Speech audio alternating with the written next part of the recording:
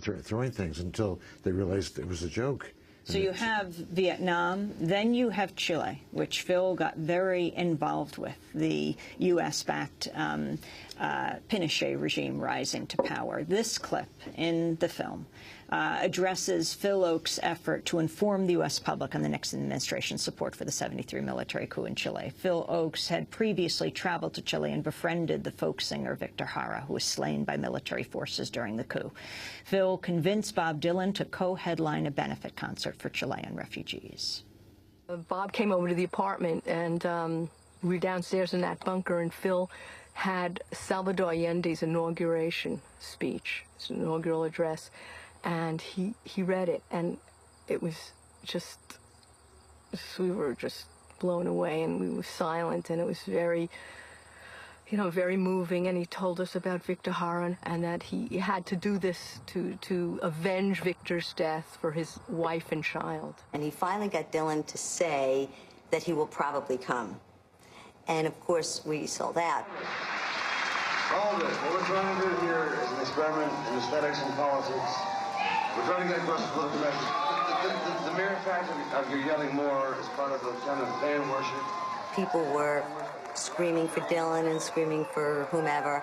And he said, "You're not here to stores, you're here to help the Chilean refugees, and you are going to learn about what happened to this country." That concert was the first time that people got up in public and said that the CIA was behind the overthrow of Salvador Allende. A clip of the film, Phil Ochs there, but for fortune. Phil, though, as his singing was remarkable, was declining. Michael, in this last minute, those last years of his life. Yes, he was having trouble writing songs, and so he became much more political by organizing more and more demonstrations, like the Chile demonstration. And talk about what happened at the young age of 35.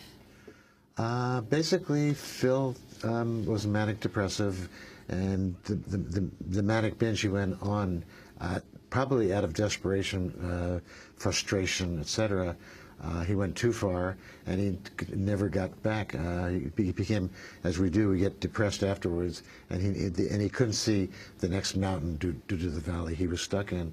And we tried to get him help, and he finally went to a shrink, but then a week later he killed himself. I was very touched last night when you said he told you he would commit suicide many times, and at the time you thought that meant he wouldn't, that if you said it, you wouldn't. Yeah. Yeah, and it's throughout the lyrics of his songs in the last 2, if not 3 albums. I mean, the suicide sub-theme runs throughout. But it is a myth. If you say it, it has to be taken seriously. If they talk about it, you best believe take it seriously. Well, Michael Ochs and Ken Bowser, a remarkable film. It's called Phil Ochs, There But for Fortune. It's opened in New York and hopefully will travel this country. Well, I want to say happy birthday to Clara Ibarra. Democracy Now!, produced by Mike Burke, Shufa Dokudusa, Armate, Steve Martinez, Nicole Salazar, Hardy Masuga, Robbie Karen, I'm Amy Goodman, Warren Gonzalez. Thanks for joining us.